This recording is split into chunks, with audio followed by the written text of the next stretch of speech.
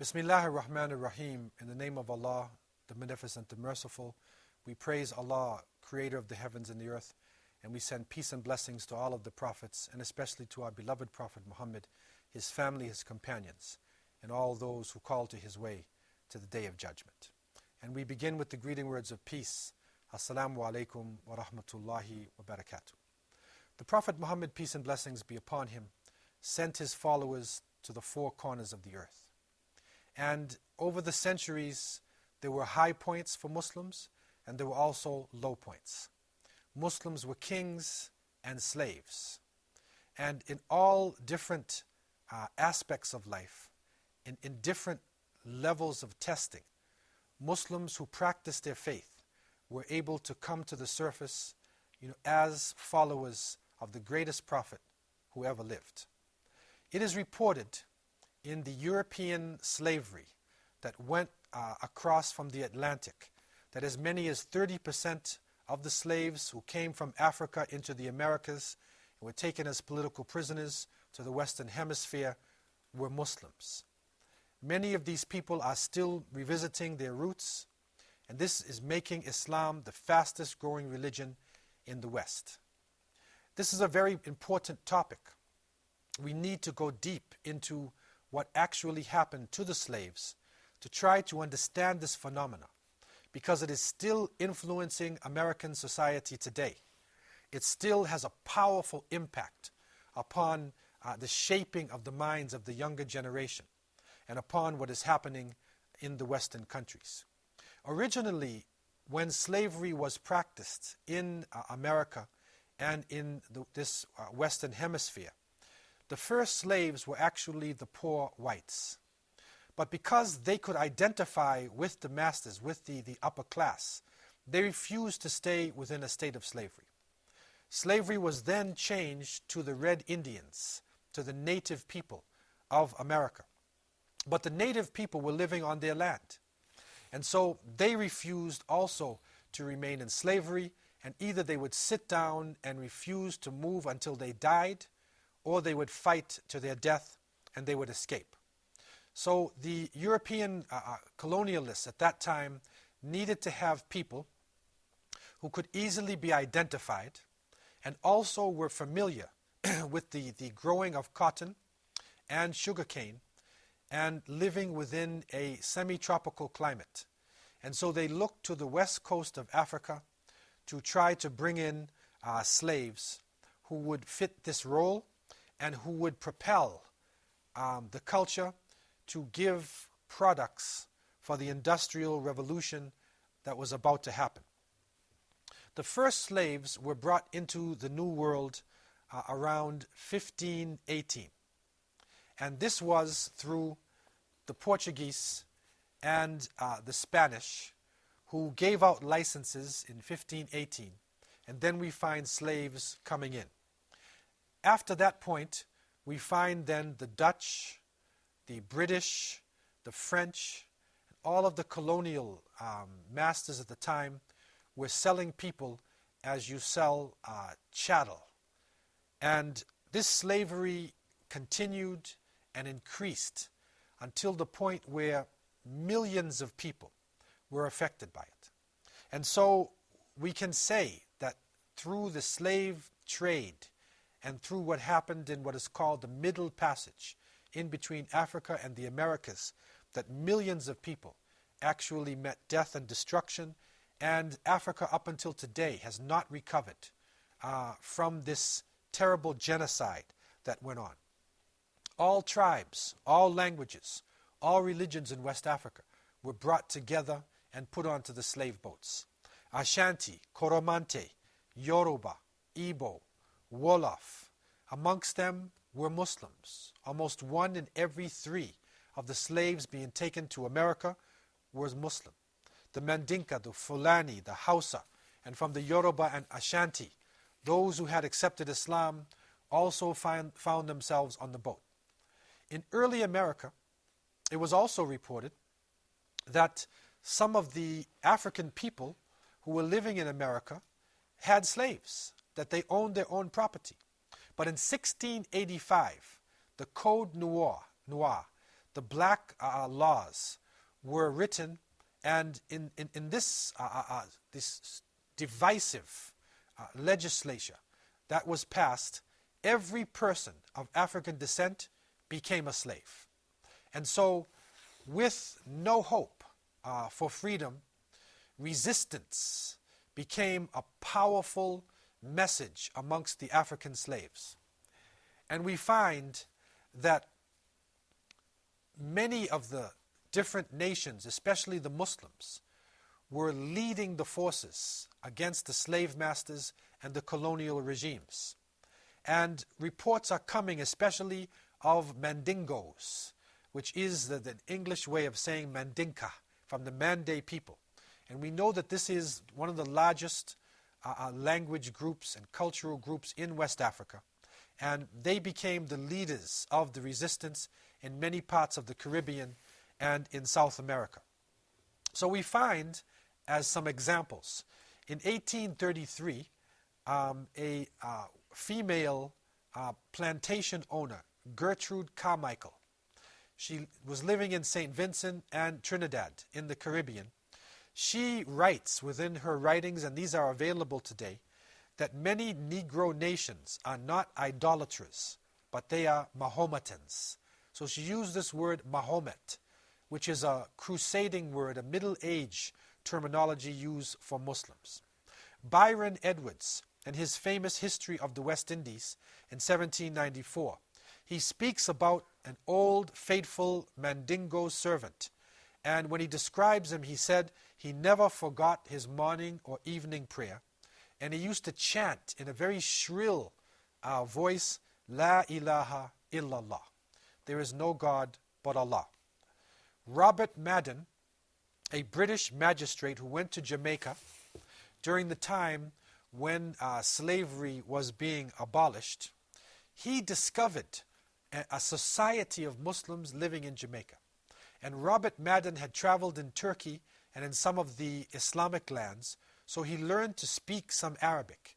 He knew how to greet Muslims and to open up a conversation in the Arabic language. So it is reported that he gathered together a group of the slaves who were about to be put into a higher level of life and to be manumitted from slavery.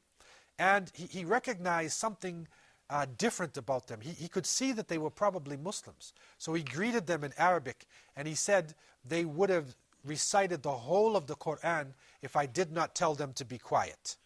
He also uncovered amongst them a wathiqa. He uncovered a document that was written in the Arabic language, and this wathiqa, or this document, became a very important piece, because what the document is speaking about, it is calling for jihad, and it becomes the basis of a great slave rebellion that happened in the years 1821 to 1822. Following this, we find that these Mandinka people are living throughout the Caribbean region. In Trinidad, the island of Trinidad, which is off the coast of South America, the Mandingo society is developed by the slaves, and this society is developed in order to free slaves, to take them out of bondage and to buy them, and to then allow them to live a free life. Also, on the island of Cuba, there was a sizable population of Muslims. Again, Mandingo is a term which is being used for all of the Muslims. In Haiti, which is the French colony, known to be the first major revolution in the Western Hemisphere, between 1753 and 1757, one of the leaders of the great Haitian uprising was Macandal. And Macandal was a Muslim imam. He was a leader. He was a learned person. And he was part of the great revolution of Toussaint Louverture that happened in Haiti. In Suriname, which was the most dangerous colony of the Dutch in that region, and Suriname is what they call today also Dutch Guyana. So it falls in South America. The great revolt against the Dutch slave masters was being led by a general called Arabi, and his lieutenant was called Zamzam, like Zamzam water that we drink in Meccatul Mukarramah. So we find Arabic names being used by people throughout the region. In the Bahamas, who are so famous today for the beautiful beaches, you find on the island of Exuma, you find writings that show a large population of people. And the writings show that these were followers of Mahomet. Now, we know that this is a middle-age crusading term that is being used to describe Muslims. So what they were actually saying is that on the island of Exuma, this large portion of the population were Muslims living in the Bahamas. And so documentation like this is coming to the surface all over the Caribbean region. It is found in South America, in Central America, that shows a strong presence of Muslims within this region. And that not only were they part of the societies, but they were the leaders in resistance. Islam gave them a strong identity. And so they resisted culturally, they resisted religiously, and it is reported that part of the system to break the slaves was not to allow them to practice their religions. And especially if the slave masters found somebody who prayed or who fasted in the month of Ramadan, that person would be tortured to death in front of the other slaves. If they found somebody who would not eat pork, or somebody who would refuse to be naked all the time, they would also torture that person. They broke up the families. They made the people change their language. They changed the names of the people from their original African names or from the names of Islamic origin, especially if the name was in Arabic. They made the people change their name, and by this they were able to water down the culture and to dissolve Islam into a large slave population. But the seeds of resistance remained in the people, and it is through these seeds that we are seeing people on these islands and these regions accepting Islam in the 21st century. Let us return after a few moments and look about an example of one of the greatest slave revolts in the Western Hemisphere.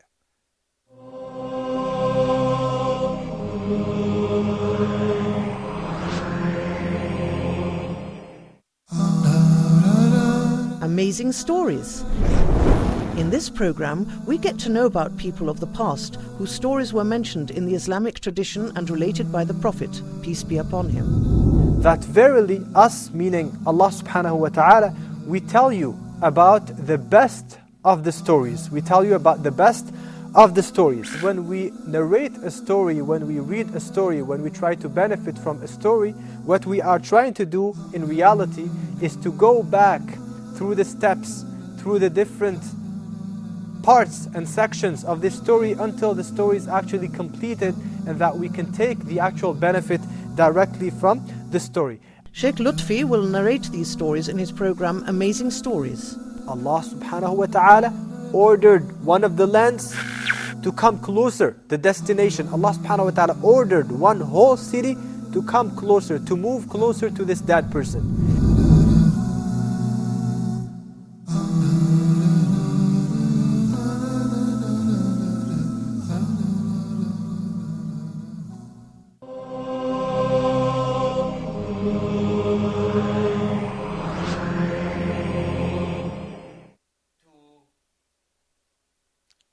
It is reported by historians that the slavery period in America was one of the most brutal periods in the history of this planet. Millions of people died on the shores of Africa, in the Middle Passage, and in the Americas, in the brutal serfdom, the brutal ball and chain slavery that we find all throughout this region. And because of this brutality, and because of the lack of hope, people naturally resist. And stories of resistance are written in histories, in oral cultures, and we find that African slaves resisted right from the shores of Africa. When they knew that they were being taken away from their families, that they resisted, and they would jump off the boats. They would struggle with everything that they had. Also, we find that in the Middle Passage itself, we find that boats were taken over by the slaves, and the Amistad boat, the famous, well-documented boat, has come into popular literature and understanding. And this Amistad is an example of resistance of the slaves. And so this struggle continued right into the Americas. Muslims resisted in Jamaica, in Trinidad, in St. Vincent, in all regions within the Caribbean basin, in Central America, in the United States. There were different forms of slave revolts. There was in America Nat Turner, Denmark Vesey. There were so many different ways to resist. It is reported also a woman, Harriet Tubman, developed the Underground Railroad, where she enabled Muslims or African people to flee from the South into Canada. And so this became one of the greatest African resistance in the West. What concerns us here is to bring out an aspect of this resistance that in the past has been overlooked. And that is the presence of Muslims. It is now recognized that over 30% of the slaves brought to the Americas were Muslims. Now we are seeing documentation coming to the surface. We are seeing that Muslims maintained their culture of writing Arabic, that they maintained the ability to express the Quran, to express their Islamic culture, even though they were in a state of slavery. One of the most well-documented resistances that happened in the West was the case of Brazil. Brazil was a Portuguese colony that was developed in the early part of the slavery period, and it was known for its high production in sugarcane. From 1540 to 1570, the Indians, the native people of Brazil, were used in order to deal with the sugarcane, but they couldn't handle the pressure, and this was their original land. So they refused to submit and either would die on the plantation or they would escape. And so Africans were brought from the Senegambia region, from Benin, coming down from Nigeria and that part of West Africa, and also from Angola. From the Senegambia region, there came the Wolof, the Mandinka, who had the very strong traditions within Islam, where you had great mujahideen, great strugglers in West Africa. Also from Benin, there were Hausa slaves, there were Ashanti, and there were Yoruba. And a sizable number of the Brazilian slaves also were in a state of Islam. They were described by the Portuguese as exceedingly spirited and resolute. They were also described as the most intelligent element amongst the imported Africans, because many of them could read and write the Arabic language. So amongst the slaves that came to Brazil, and this is a special phenomena that happened in Brazil, and we don't find it like this anywhere else in the Americas. There were a number of imams and teachers called malams amongst the slaves. And so they were able to unite the tribes, and they were able to actually concentrate themselves into Islamic communities. The main section of the Muslim population in Brazil was a province called Bahia. And in the Bahia section, the Muslims were well known for their personalities and the way that they conducted themselves. It is said that the Muslims would get up early in the morning, they would go to bed early, they lived a quiet life, they were very reserved in their conversations, they lowered their gaze, restrained their glances, they did not lie, they did not drink alcohol, they practiced polygamy, they had more than one wife. But one interesting aspect about the Muslims there, and it shows the strength of the imams, they did not allow the men to beat their wives. And so from that, a culture develops, a culture of justice develops, and the women within the Islamic community of Brazil were powerful also and involved in the struggle. The imams and the malams, the teachers, were able to carry out the different Islamic rituals. They carried on the ceremonies of birth, of marriage, of janazah. They developed an independent system of thinking. And from this independent thinking, a type of collective leadership developed. And this leadership had the concept of Amir, where the masses of the Muslims related to their leader and were prepared to do anything if it was commanded by their leader in the name of Allah subhanahu wa ta'ala. And so in May 27th, 1807, the first revolt took place in Bahia. It was a powerful revolt. And the intention of this revolt was to kill the masters, poison the water system, and to return to Africa. But unfortunately, spies, weak-minded hypocrites, munafiqeen, in the ranks of the Muslims, gave the information over to the authorities. And the government then waited for the revolt, and just before it was about to take place, they suppressed it and they killed the leaders. But they took some of the people who were involved in it and they put them on boats and they sent them back to Africa. The second major revolt was in 1814, between 1814 to 1816. This was a spontaneous revolt. It was not organized in the way of the first revolt. And because of this lack of organization and the spontaneous nature of the revolt, they were able to kill many of the masters, and they were able to capture certain sections of the land, but they were eventually put down, and many of their ringleaders were either killed or sent back to Africa. The largest revolt took place in 1835, and this is known as the Great Revolt of the Malays.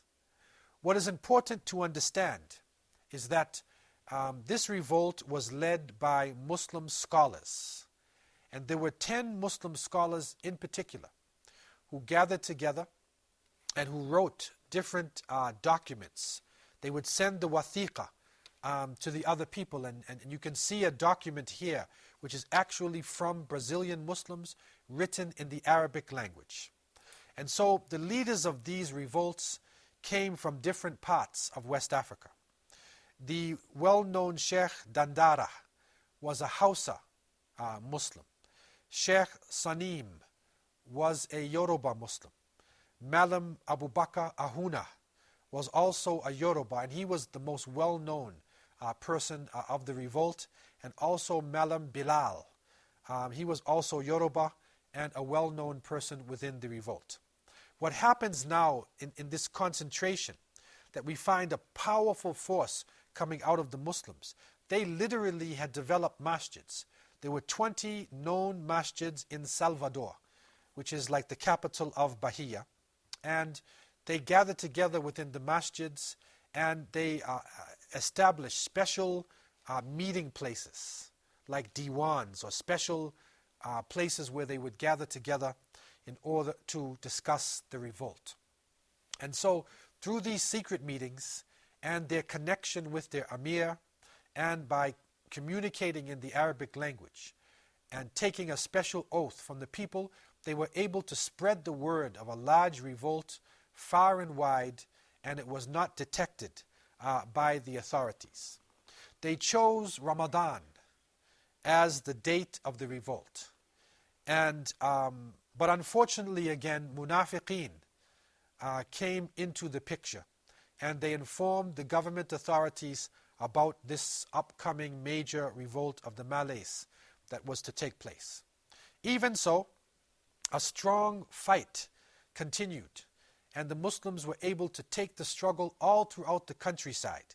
They were able to conquer certain sections within Salvador, But because of the technology, the weapons, and the organization of the Portuguese army, the revolt was actually eventually put down, and a mass deportation happened, where many of the leaders and many of the people involved in the revolt, instead of just being killed, they were put on boats and they were sent back to West Africa.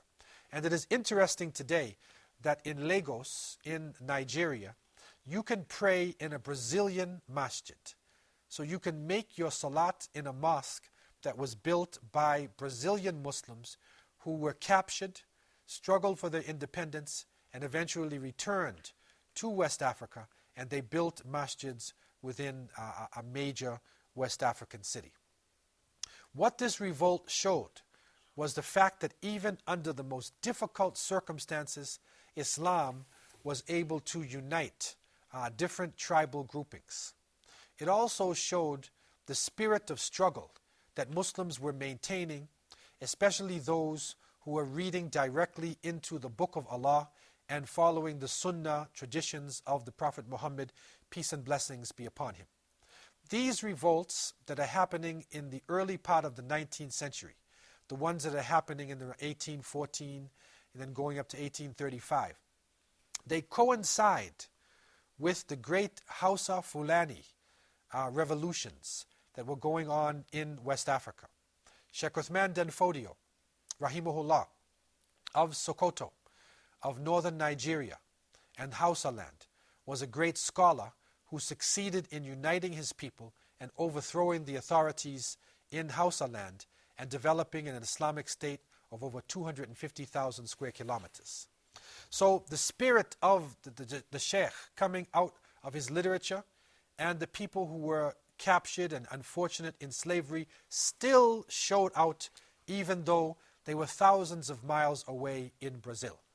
And so today when you see a Brazilian and you see the spirit that they have, and the young people are watching the Brazilians in soccer and they see the strong spirit, recognize that a good percentage of Brazil are Muslims, and there are hundreds of people who are coming into Islam today in Brazil. I leave you with this new gem of wisdom that has come forward from the untold stories of history. Assalamu alaikum wa rahmatullahi wa barakatuh.